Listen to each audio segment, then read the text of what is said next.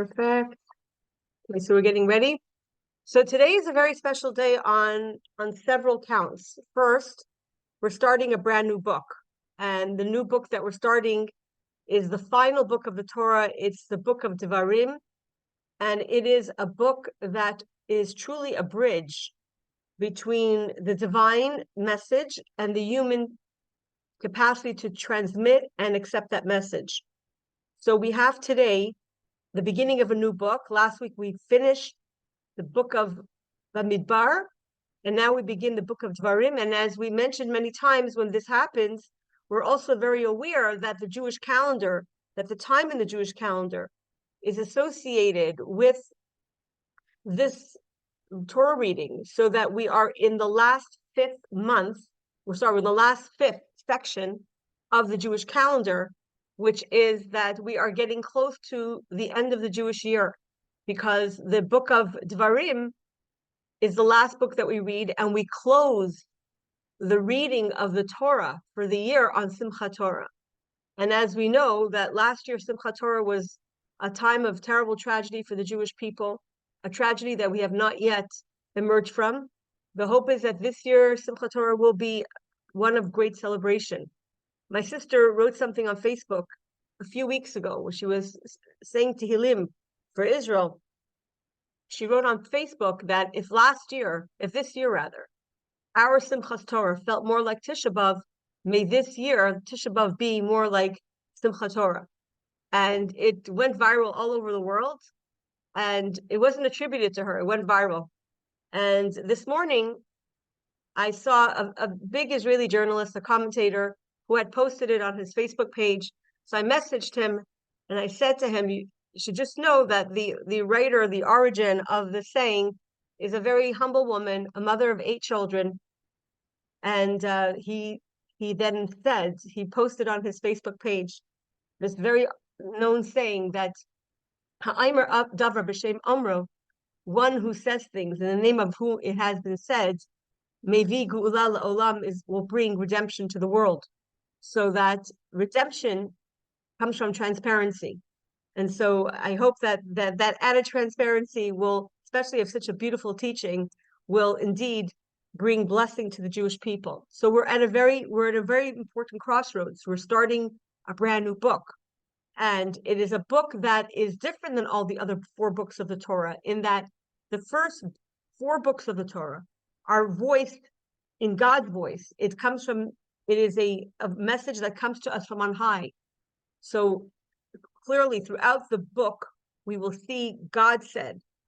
When we have Genesis, we have Vayomer Elokim, God said. And then later on, when that message becomes directed to Abraham or to Jacob or to Isaac, and later on to Joseph, and then to Moses, Moses being the prophet of the Jewish people, the teacher of the Jewish people, so that a big portion of the book of Shemot and Vayikra and Bamidbar begins with the verse Vayomer Elokim el Moshe, or Vayidaber Hashem el Moshe, etc., that God spoke to Moses, and then Moses relays the message from God to the Jewish people. So it is a top-down divine message. It's a divine messaging in the book of Genesis, in the book of Exodus, in the book of Leviticus, in the book of Numbers. And here we are, the final book of the 5 books of Moses.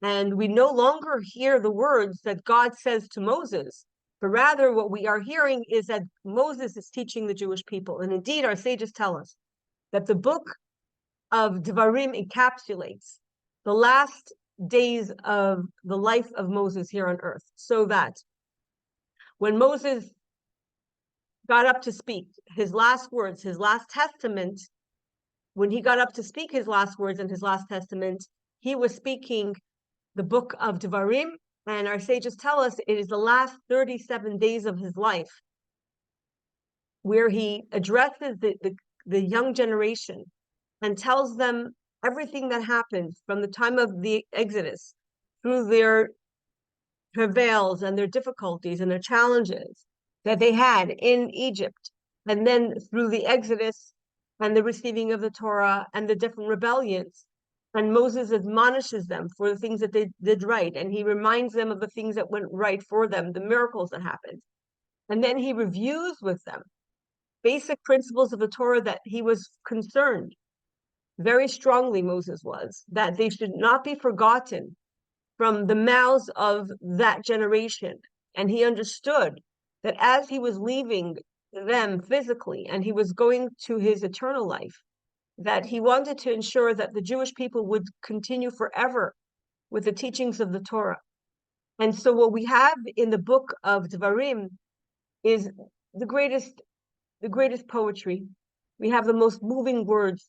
We have so much of the basis of our liturgy, the Shema Yisrael and others that come to us from these poignant words that Moses speaks to the Jewish people in his great wish that the Jewish people stay loyal to the teachings of the Torah and remember always that they are a nation that was taken out of Egypt for the purpose of going into the land of Israel, and that this would be something that they could never disassociate from, and that will be the source of all their blessings, to live a life that was connected to the Torah. And Moses was so concerned that his message would be lost in the next generation, or the generation after that, or the generation after that. And so there is a mix of blessings, of admonition, and pleadings that constitute the book of Devarim, these things that Moses says to the Jewish people.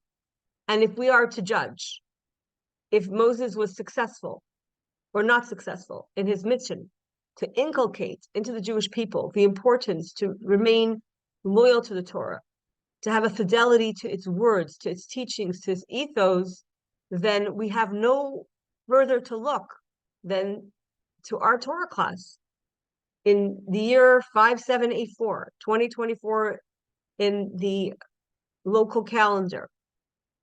That we're talking about 3,500 years after Moses says these poignant words, that we are studying the Torah because we feel that it has a relevance to our life, because we understand that it informs us not only about our past, but about the basic makeup of what it means to be Jewish, and that to have Torah and to be connected to Torah is an inseparable part of the Jewish people. And if one generation will lose the Torah, and the next generation will lose the Torah, and the third generation will lose the Torah, the fourth generation will come back to it, because that is the only way one can conceivably remain part and parcel of the transmission of the Jewish people. It is, even though we're not a perfect people, and we leave and we weaken, but we always come back.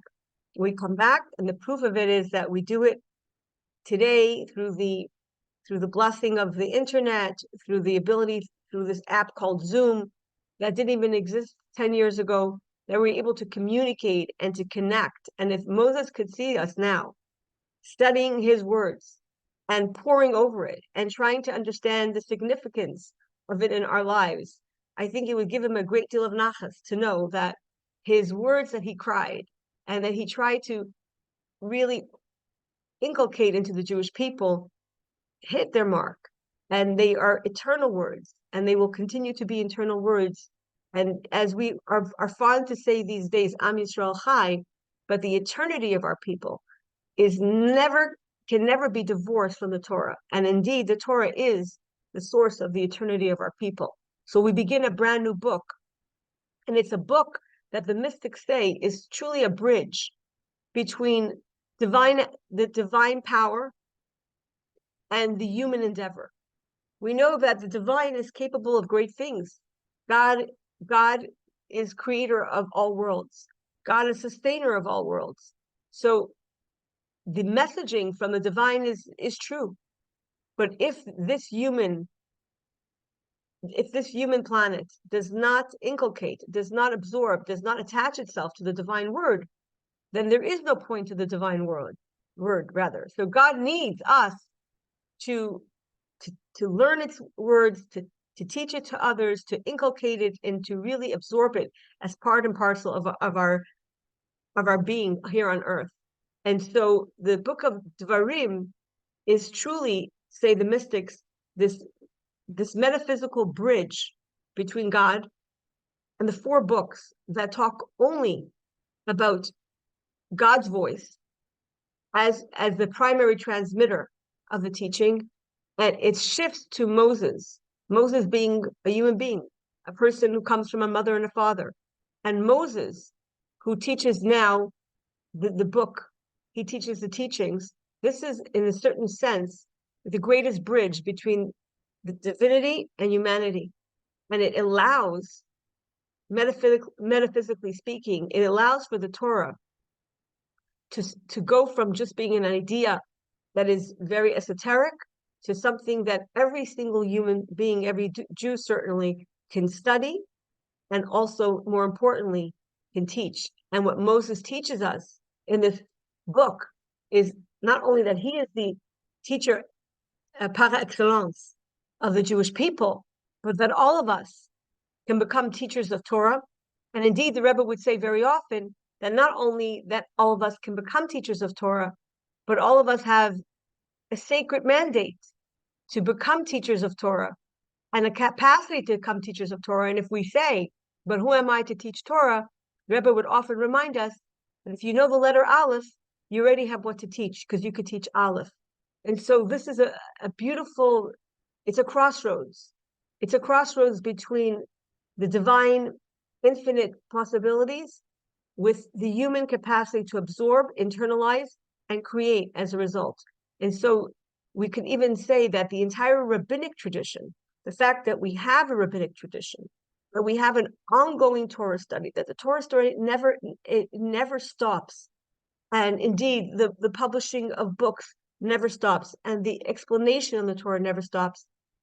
This is because we have the words of Moses that serves as a bridge between the first four books, which are just a manifestation of divine will, and the last one, which is the divine will in the words of the human being, in the words of Moses, which gives us the capacity to also articulate the Torah teachings in our way, in our time, and in our generation. And I think Moses would be very proud to know, and I think it would give him a lot of nachas to know, that the words that he said with such urgency and with such passion and such concern 3,500 years ago fell onto listening ears, and that from generation to generation, there will always be, and there always was, those who would take those words seriously, delve into it, and share it, and see the relevance to not only our daily life, but our whole purpose here on earth. So when we start a book like this, especially a book that's going to close the Torah, and we're going to close this book on Simchas Torah, today, more than any other year, Simchas Torah has a certain urgency, and it has a certain poignancy that it never had in any year, ever since Simchas Torah ever started on this earth.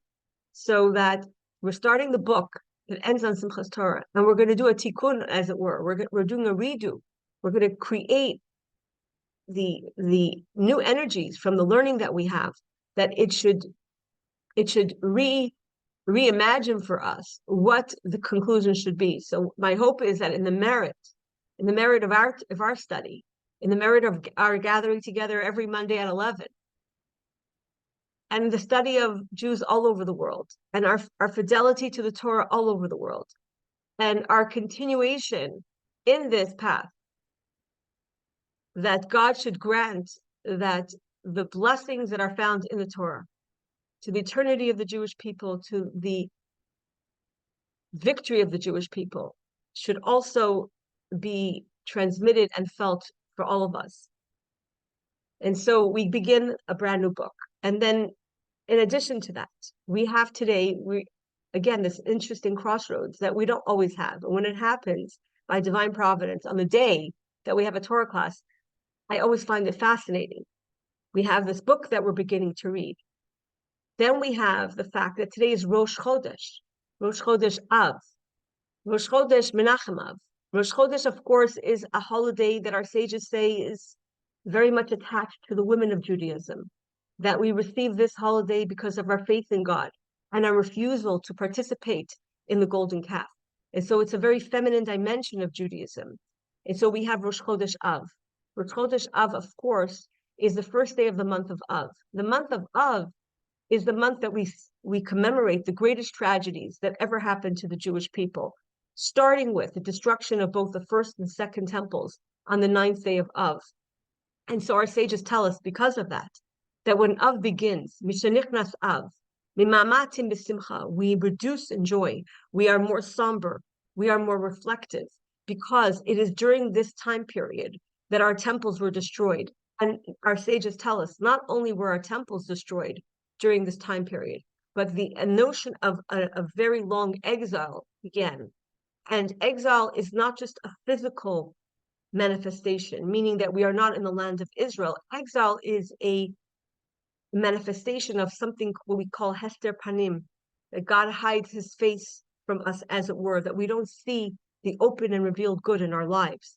And so all tragedies are commemorated on the ninth day of Av. In the Eicha that we commemorate the destruction of Jerusalem and we pray for its rebuilding. But in the next morning, when we recite the different kinot, the different lamentations that have been written over the years, we start with the kinot of Tisha B'Av. We start with the lamentations for the ninth day of Av for the destruction of the temple, but then we go on to different lamentations of all different things that happened to the Jewish people, including the Crusades, including the different destructions that happened to different communities in Europe and so on, and including the Holocaust. So that it spans the whole cycle of Jewish history, because we are cognizant that the Tisha B'Av is really the time that we set aside to focus on the fact of everything that goes wrong in our life. But it all started off with the destruction of the temple. So here we are on the first day of that month. And our rabbis say that from the first day of the month of Av, which is today, Monday, all the way to Tisha B'Av, which is next week, which makes 9 days, during this time period, we really have to live a more subdued and restricted life, meaning we don't drink wine, we don't eat meat, except for, by the way, everything I say is except for Shabbat, because Shabbat we are never to mourn on Shabbat. So we don't drink wine, we don't eat meat. Interestingly enough, we don't plant trees. We do not bathe for pleasure. We do not swim. We do not do anything that is exceptionally dangerous. We also don't do anything that's exceptionally joyous. We have no weddings. We do not take haircuts. We are living in a diminished form of happiness.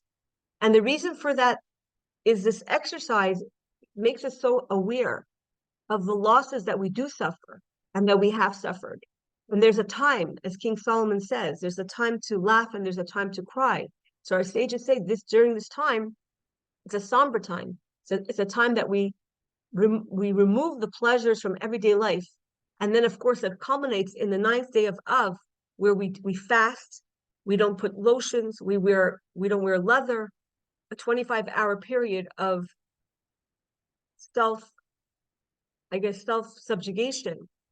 That again, it's an exercise to make us aware of the need for blessing, to correct the reality that we find ourselves in. So why am I saying this with such gusto, that this is the first day of the ninth of Av, the month of Av? Because our sages tell us that although Tisha B'Av is currently the saddest day on the Jewish calendar year, we also study and we know that Tisha B'Av will become the most joyous day on the Jewish calendar year, so that it will eclipse all Jewish holidays. And there will be no greater day like Tisha B'Av, ultimately. Right now, it's the saddest day in our calendar, but eventually it will become the happiest day in our calendar. And our sages tell us that Mashiach was born on Tisha B'Av, or will be born on Tisha B'Av. And the idea is, and there's a discussion, is he born on Tisha B'Av, or is that the notion of Mashiach is born on Tisha B'Av? Regardless, the idea is that Tisha B'Av is the seeding of the redemption. So in as much as we are subdued, in as much that we are somewhat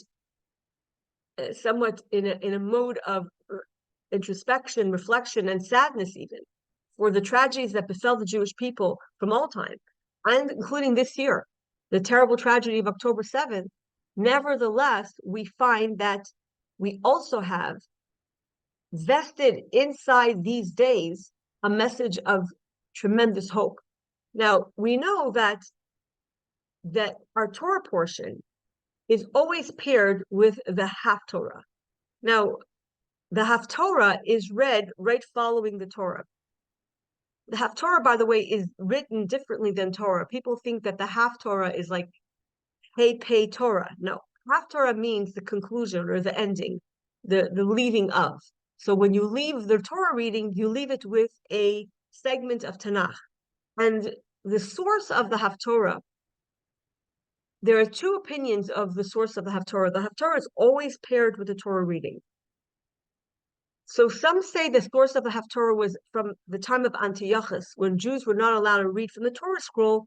They would read from the Haftorah, they would read from the Tanakh, and they would find a matching idea in the Nach, in the Nevi'im and the Ketubim, in the writings of our prophets, to the Torah portion of the week, and they would read that instead. And then later on, that was no longer necessary, but it was maintained as part of the Jewish tradition all the way from the time of the destruction of the temple.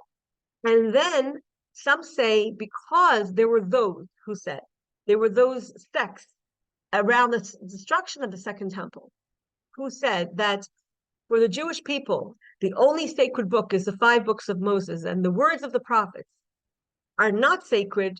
Those who rejected the words of the prophets, for them, we continue to read a bit of the prophets every single Shabbat right after we finish the Torah reading.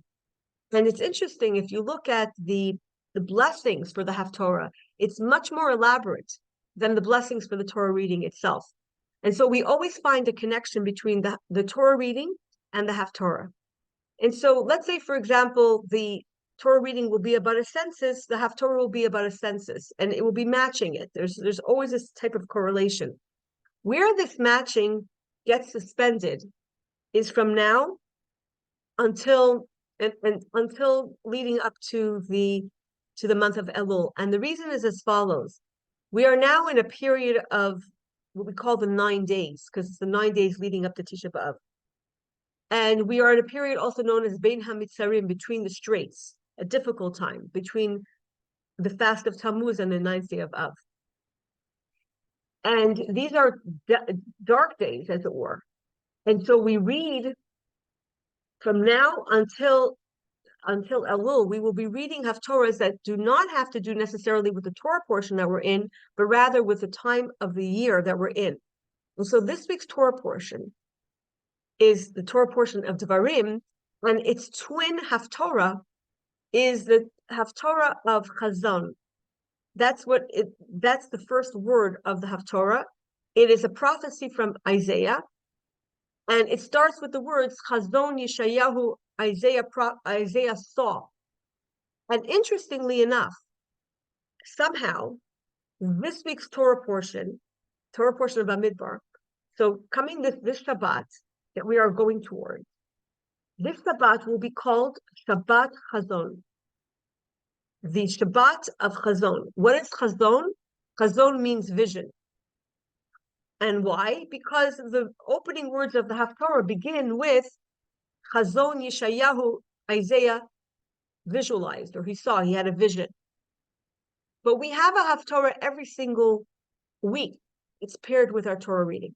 And we don't find that the Shabbat has a new name as a result of it. It's very rare that the Shabbat is called Shabbat something else.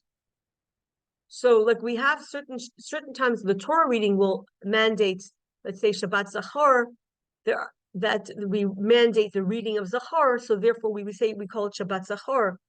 However, this week, so this coming Shabbat is known, and if you look at a Jewish calendar, it will be marked on the Jewish calendar. It's known as Shabbat Chazon, the Shabbat of vision. And even though the vision that Isaiah saw was a destruction of the temple, or maybe because Isaiah saw the vision of the destruction of the temple, we read it this week. The entire Shabbat is called Shabbat Chazon.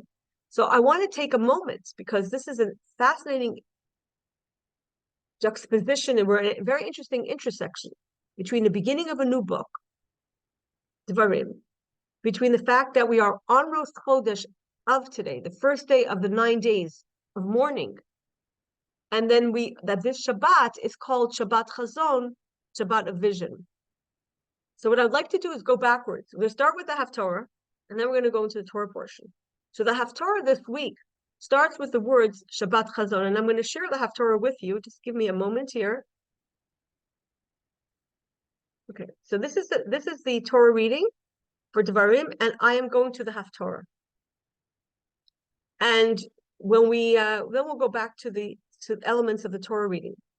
So this is the beginning of the opening words of this section of the Haftorah, and it opens up the words with the words Chazon Yeshayahu ben Amos, that Yeshayahu, so Isaiah, the son of Amos, has a vision. And what is his vision? The vision that he sees is that there was a rebellion of the Jewish people against God, and that he is warning them that their ongoing rebellion against God will end up with difficulties for the Jewish people. And so it is a call. It is a call to the Jewish people to do tshuva so that they don't have to suffer what he sees. Now remember that Yeshayahu lived way before the destruction of the temple. He did not live during the time of the temple. The prophet at the time of the destruction of the temple was Yirmiyahu, Jeremiah. But Yeshayahu lived before the temple. And yet Yeshayahu is seeing with his eyes, he has his vision.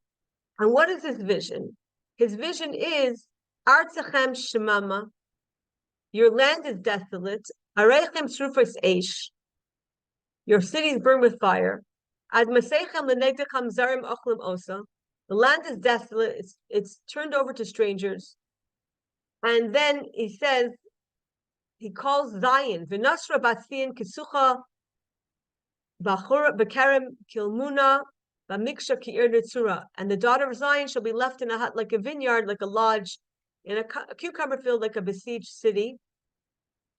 And he goes on to say to the Jewish people, God doesn't want your sacrifices. He doesn't want you to bring him gifts.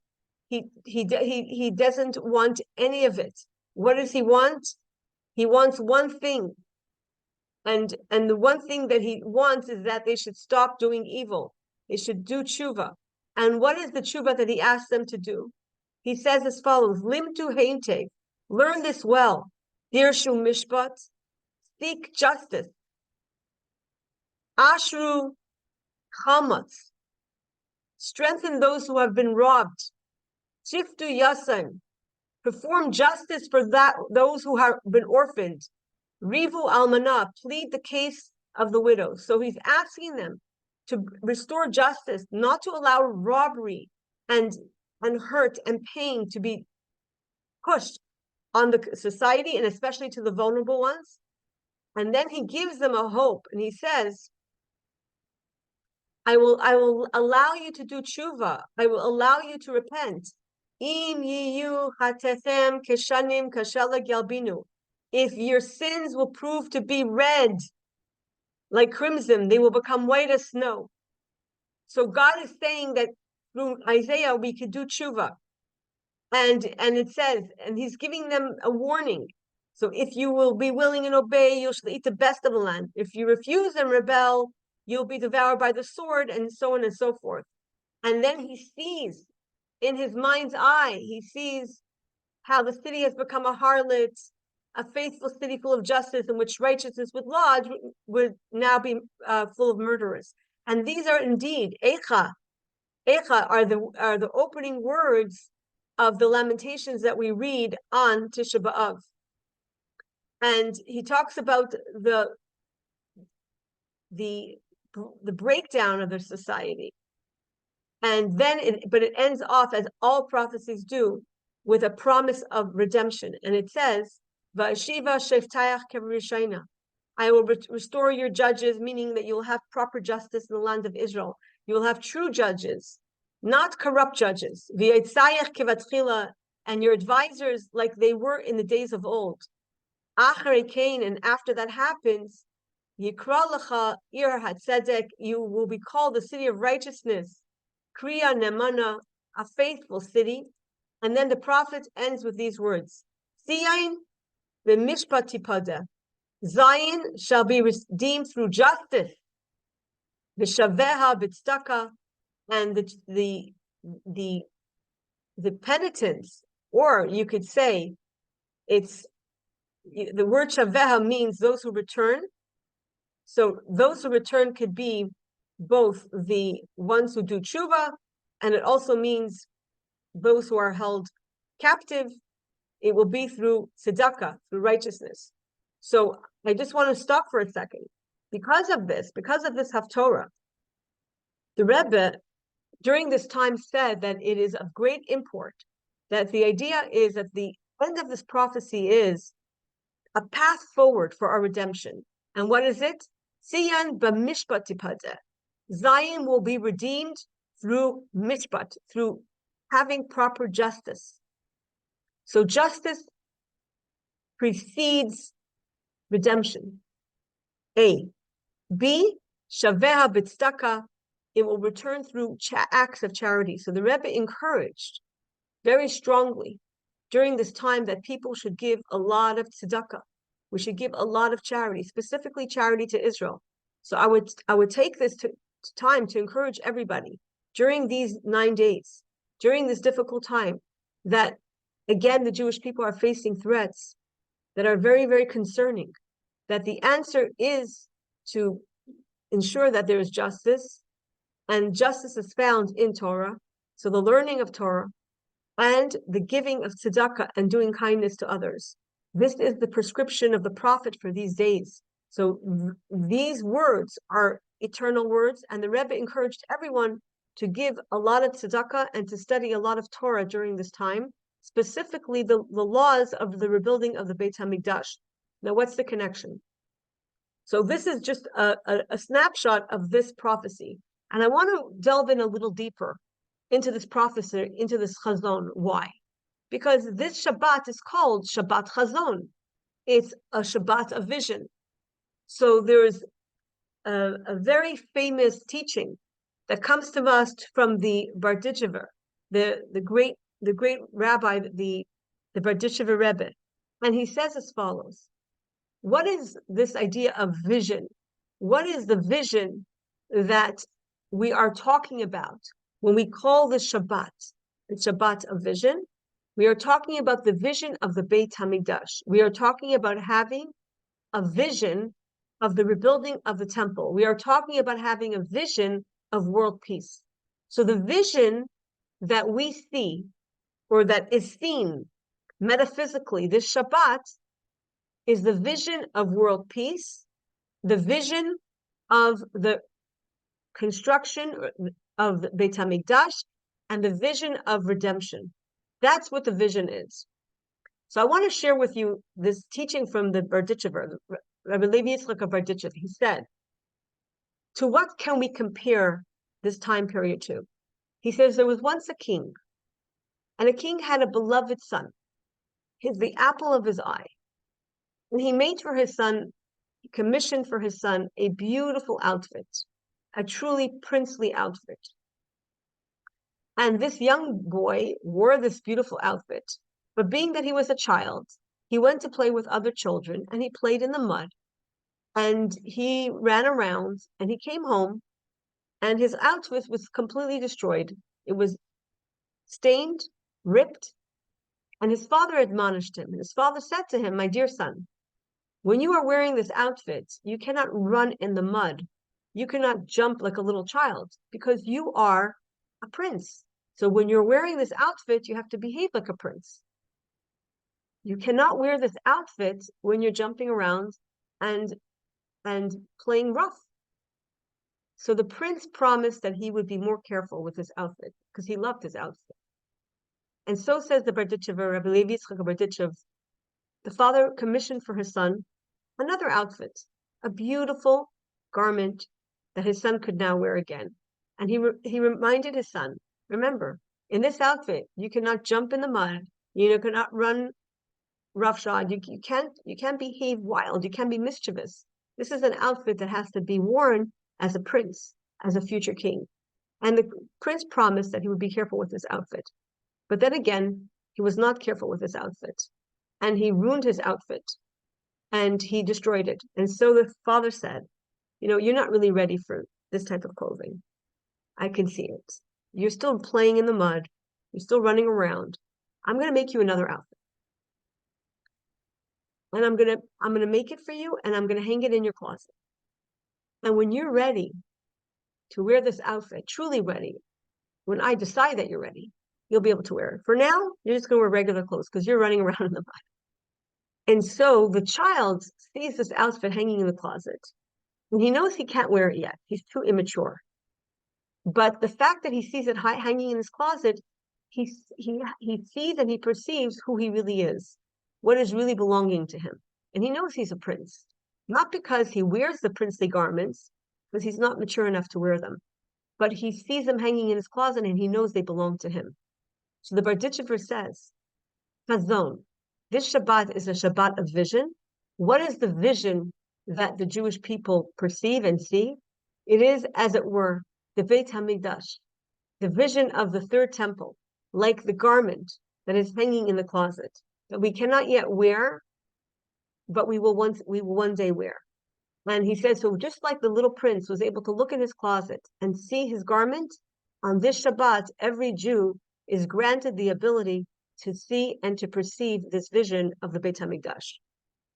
So the Rebbe asked a question. Well, nobody really does see it, do they? It's a nice teaching from the Berditchever that every Jew sees the Beit HaMikdash this Shabbat. Every Jew sees redemption. But do Jews see redemption? Is that what they really perceive?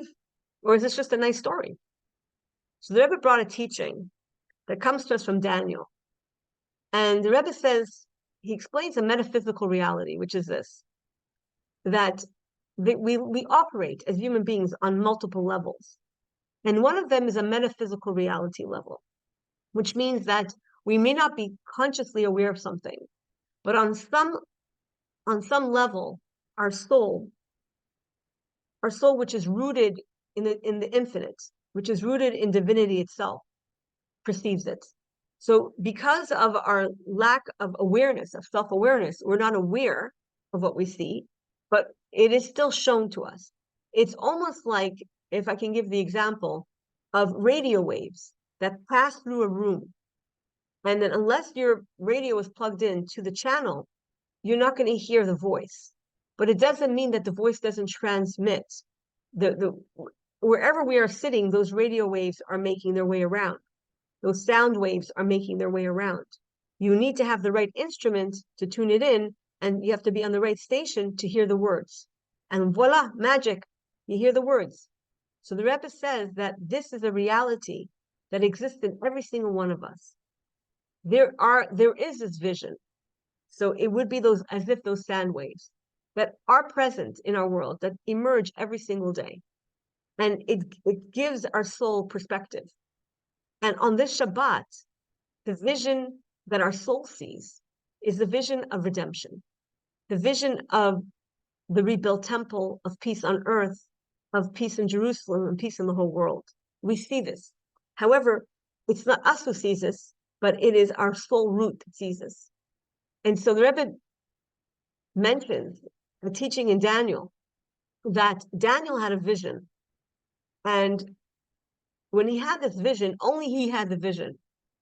Yet his friends, says the prophet in the book of Daniel, his friends were around him. When he experienced this vision, they became afraid. He had a negative vision. They became afraid. So the Talmud asked the question, why were they afraid? They didn't see the vision. And Talmud explains that they didn't see it, but their soul root perceived it. So there's a sense that we live on many realities, and one of them is our metaphysical reality. It's on soul level, and on a soul level, all of us have the ability to see the redemption. And I heard, and I don't know the name of the Rebbe who said this, that what we have to do is we actually have to exercise this. I spoke about this a little bit on Shabbat, that this Shabbat of Chazon that we're going to go into, we have to imagine, we have to sit and we actually have to create a physical image of in our head of redemption. We have to create in our head a physical image of peace in Israel, peace in Jerusalem, of the rebuilding of the temple. Our soul is shown this. So we have to tap into that which our soul sees and visualize it. So the Shabbat of Chazon is not just a reality that there was a prophet that saw things, and he also saw eventually the rebuilding and the coming back to Jerusalem. He saw the healing of the wounds, and he said that Zion is going to be redeemed through acts of goodness and kindness. We also have a vision of the rebuilding of this temple, and it is in our power to imagine it. So I think the exercise for this week, in these difficult days, in the 9 days that lead up to the Tisha B'Av, is to have a vision, of the possibility of peace, and that the power of our imagination is not a fantasy, but rather what we are doing is that we're trying to concretize, we're trying to make very real that there will be blessing and peace brought to the Jewish people.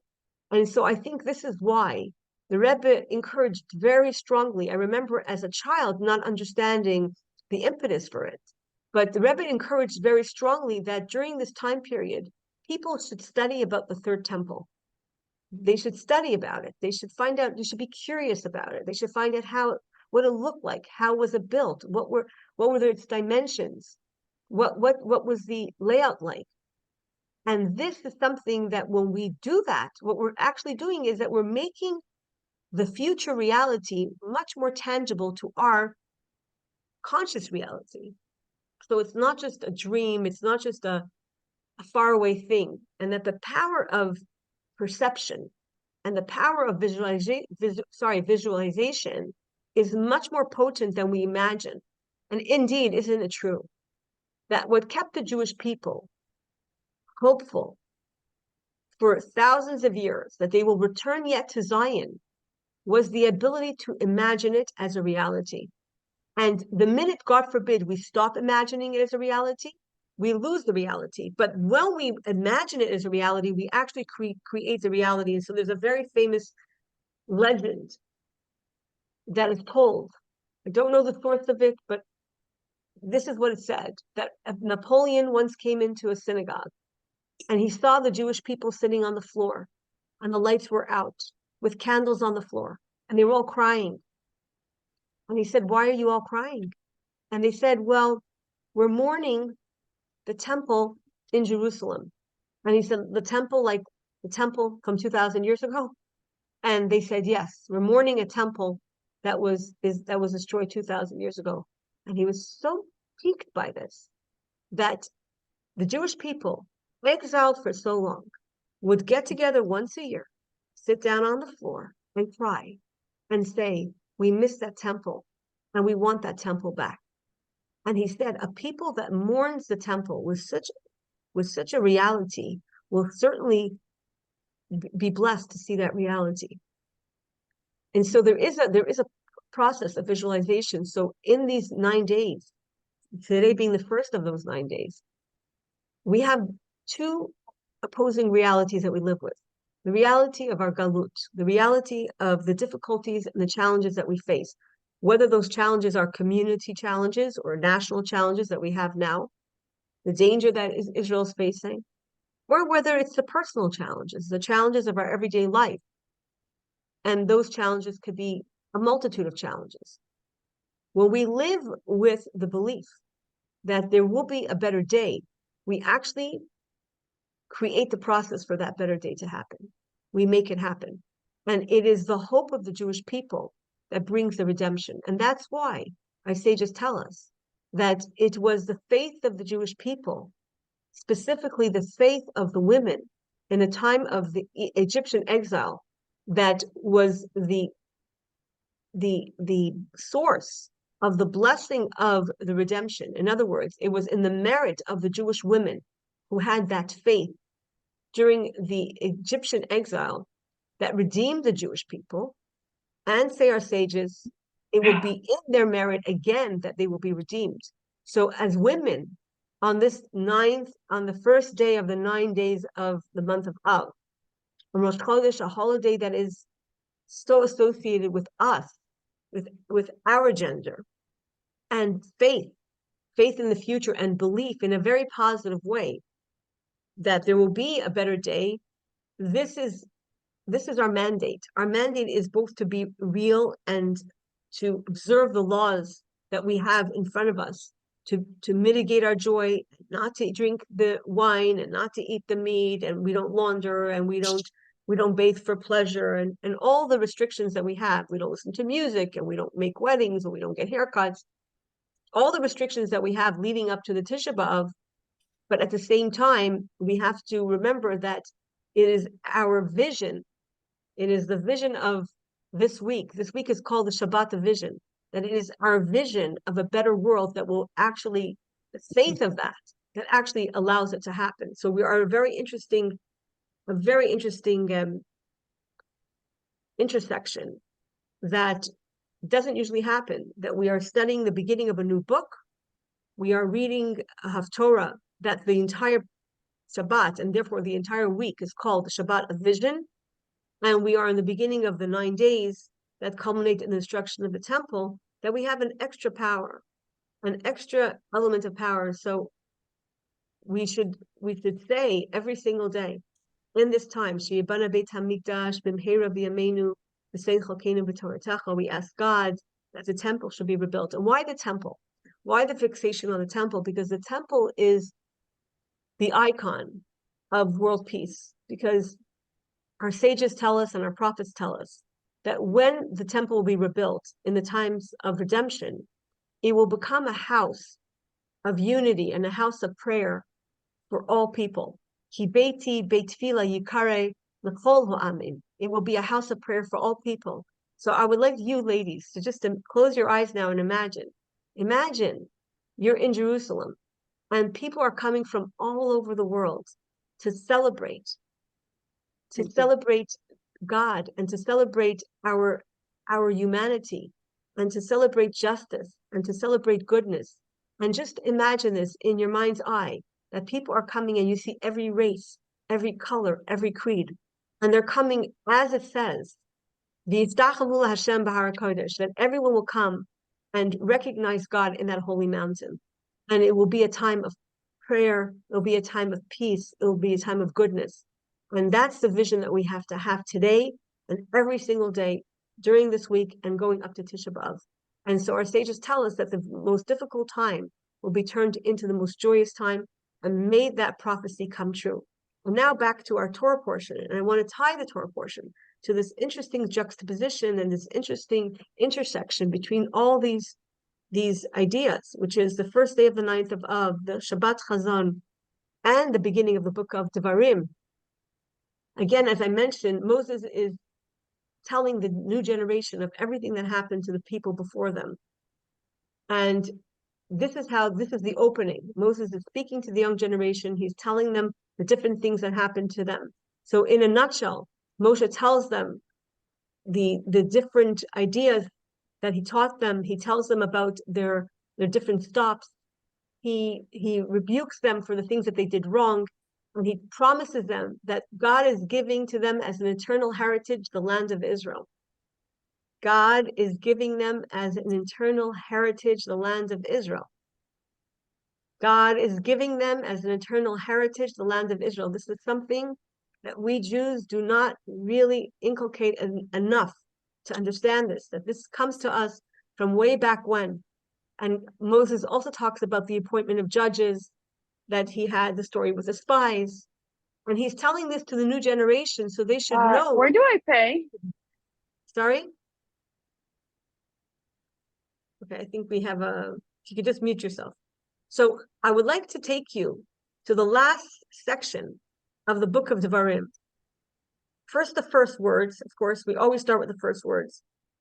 the first words, and then we're going to go to the last words of Devarim to really tie in this idea of living with the times and the message that is found in Devarim, which are multiple messages. But today, this is the message that I want to focus on today. So we have the opening words of Devarim, Eile hadvarim asher diber Moshe el kol Yisrael. These are the words that Moses spoke to all of Israel. And where did he speak it? He spoke it on the opposite of the Jordan River. And he talks about the fact that he is telling them about everything that happened to them in the past 40 years. Vayubar Vaetchanan was 40 years. And it talks about all the travails and the wars and all that they did. This is the opening words of this Torah portion. And I would like to go now to the closing words of this Torah portion, with your permission. He talks in this closing words of the Torah portion, it talks about the fact that he gives the different parts of the Torah, the land rather, to the Jewish people. And specifically the making of greater Israel on the Transjordan side. And the parting words of this Torah portion, and with this we will conclude. Okay, so let me just show Rashi's commentary. The parting words of this week's Torah portion is this: Ve'es Yeshua tzivesi, and to Joshua, of course, is the successor of Moses, I have commanded. Ve'esahi lemor, in that time saying, Einecha hara'es eskol asher asa Hashem elekecha. Your eyes that have seen everything that God has done to these two kings, meaning Sichon and Og. Kein yaseh Hashem l'chol hamlechais. So too will God do to all the kingdoms, asher atar iver shama, that you will go there. And then these are the final words of this week's Torah portion. Moses' words. Lo tiraum. Do not fear them. Ki ani Hashem Elekechem, because I, God, am your God. Hu hanilcham lachem, and I am fighting for you. So Moses says to the Jewish people, in the closing words of Devarim, in this week's Torah portion, the Torah portion that opens up the last words in the last testament of Moses. So the concluding words of the first segment is, don't fear them. God is our God. He's your God, says Moses. Hu hanilcham lachem. He will fight for you. These are the final words in this week's Torah portion. And I could not help but be very moved by this, because we're living in times that are exceptionally challenging. The threats that are being made against the Jewish people are unprecedented for this generation. And the Alter Rebbe told us time and time and again that a Jew has to live with the Torah portion of the week. As the Alter Rebbe puts it, we have to live with the time. The time is the Torah portion. The Torah portion is a Torah portion that opens up a book where the entire book, Moses is being very real to the Jewish people about their need to be connected to God, their need for their own protection, to be connected to the Torah and to the mitzvot, that the Torah and the mitzvot will bring them all the blessings that they need to bring. And that finally, when we close this opening, it is words that are words forever. Don't fear them. God is on your side. He's going to fight for you. But we have to remember that those words are very much connected to us having fidelity to the Torah. And we certainly are. We're here, we're studying, we're beginning the book anew. We are connected to its words. And so during this time period of these 9 days, leading up to the 9th and 10th day of Av, we have to double down in a couple of things. One is the giving of tzedakah. As the prophet Yeshayahu says in this week's Torah portion, that we need to give tzedakah, we need to act kindly to those who are less fortunate. We have to also make sure that we have fidelity to the Torah and the mitzvot, but we have to give tzedakah. So I encourage everyone this week and also next week to give extra tzedakah every single day of the week. And give tzedakah in the merit of everything that you need to pray for in your own life, and certainly for the Jewish people, for the safety and the security of the Jewish people all over the world. The second is that we have to study Torah. So although we have a Torah class once a week, you go to Chabad.org, there's so many teachings, even 5 minutes a day, it's going to change the reality of your life. And certainly if all Jews do this, it will change our reality. And then, of course, is tefillah, to pray. And I would encourage everyone to say a psalm. And there is an idea to say a psalm and to give tzedakah at the very same time that we say the psalm. So I would say a little bit extra Torah, a little bit extra prayer, and a lot of extra tzedakah in the coming days is going to be a blessing for us in our personal level and also for the Jewish people as a whole. And interestingly enough, 50 years ago to the date, I think yesterday, I saw this a release from GEM. The Rebbe addressed the safety concerns of the land of Israel 50 years ago. Unfortunately, it's been an ongoing struggle. And the Rebbe said at that time, 50 years ago, in the summer back, 50 years back, the Rebbe said that the power of children to change divine decrees is something that we have established. For example, we know that Mordechai, he had the young Jewish children say verses of Torah, and that brought protection to the Jewish people. So the Rebbe also requested at that time, and the Rebbe said, that's out of the mouth of babes, you have established strength. And so the Rebbe requested that small children should be encouraged to do likewise, to say words of Torah, to give tzedakah, because there's something so pure in the act of a child that God cannot refuse. And finally, of course, the hallmark mitzvahs that are associated with protection for the land of Israel. For women, the lighting of the Shabbat candles, as the prophet says, Imatem mishamerim nerot shel Shabbat, Yalkut Shemoni, ani mareh lachem nerot shel Tzion. If you will show me the lights of Shabbat, I will show you the light of Zion. So the lighting of Shabbat candles brings peace to this world, certainly peace to our home. So if we don't light, we should start to light. If we don't light on time, we should start to light on time. If we light, get someone else to light, encourage a friend to light, and to give tzedakah right before lighting. And for men, it is the putting of tefillin, because it says about the tefillin, it says, V'ro kol amei haaretz, ki shem Hashem nikra alecha v'yaru mimeka, that the nations of the world will see that the word of God is called upon you, and they will be afraid of you. And our sages tell us that's the mitzvah of tefillin. So the men have a particular mitzvah, one that is associated with battle, the wearing of tefillin. The women have a particular mitzvah, one is associated with bringing the Shekhinah into this universe, the feminine dimension, and that is the lighting of Shabbat candles. And all of us have the added obligations to increase in Torah, tefillah, and tzedakah. And may we merit that we should have the vision of the rebuilt temple become actualized. Each and every one in our lives, we should have redemption in our own personal life, and we should have a great rejoicing. And I saw something so fascinating that the Iranian regime said they're going to choose to attack Israel.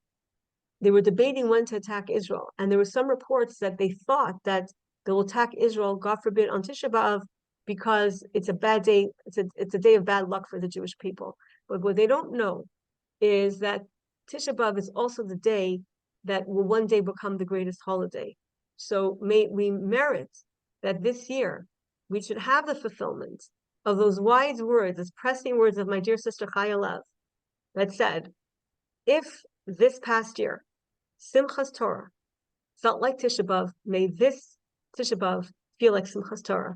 So I wish everyone a blessed month, a month full of redemption, personal redemption, and we should all take strength from this fascinating juxtaposition that we've all experienced this week, starting a new book which gives us new strength, and those prescient words of Moses that don't be afraid. God is going to fight for us, and we have to do our part to ensure that the safety and the security of the Jewish people is actualized through our merits that we bring to this world. And no one should ever say that, who am I and what is my mitzvah? Maimonides famously said that every single person has to see the world completely in balance, in a complete balance between good and evil. And it is one good act, one good thought, one good deed, one act of charity, one act of prayer, one act of Torah learning that can tip the scale to the good. And who knows if your deed or my deed, or the deed of our neighbor that we encourage, or a good friend that we encourage to light Shabbat candles, to give extra tzedakah, if we can encourage that amongst our friends and our relatives, we will create a ripple effect that God willing will be protective to the Jewish people. And these days will be, as our prophets said it will be, that these days will be turned upside down from days of mourning and days of introspection and days of lack of joy to days of tremendous joy and jubilation. And maybe witness that. So Chodesh Tov, everyone. Remember, today is the power of the Jewish woman is Rosh Chodesh. It is the power of Torah. We're beginning a new Torah book. The power of Chazon. It's the power of the vision. And may all those come together to give us the energy and the strength that we have to have in order to go through our week and to do what we have to do for ourselves, for our families, and for Klal Yisrael. So I wish everyone Chodesh Tov, Chazak v'Yamatz, and as Moshe says in this week's Torah portion, Lo tira'um, do not fear them, God is with us. Yes, treat yourself to a special lunch, do whatever it is. Do something good for yourself, ladies. It is when we are joyful and we have an optimistic outlook, we change the trajectory of history. This is told to us a long time ago. B'schut nashim sitkaniot. It is in the merit of our people that we will be redeemed. So we all have that obligation to encourage our spheres wherever we are, to live with that redemption. And as we mourn, and as we are somber, and as we pray, and as we give tzedakah, and as we are concerned, we nevertheless channel that vision that the Levi Yitzchak Berditchev tells us that we all have, that we just have to open our eyes and see. And let's imagine a beautiful world, and may it start with our thoughts, and may it create realities that are eternal. And we should all merit that we should be able to have the fulfillment of the words of King David, Hazorim b'dima berina yiksoru, that those who sow their seeds with terrible tears can collect with great joy. And may that happen very soon for all of us in our personal lives and also for us as a people. Amen. I wish everyone a blessed week. Blessed week to all. Thank you. Thank you. Thank you. Have a good week. Thank you. A good week, a good month, and good spirits for all of us. And let's make a change. Thank you, everyone. Thank you.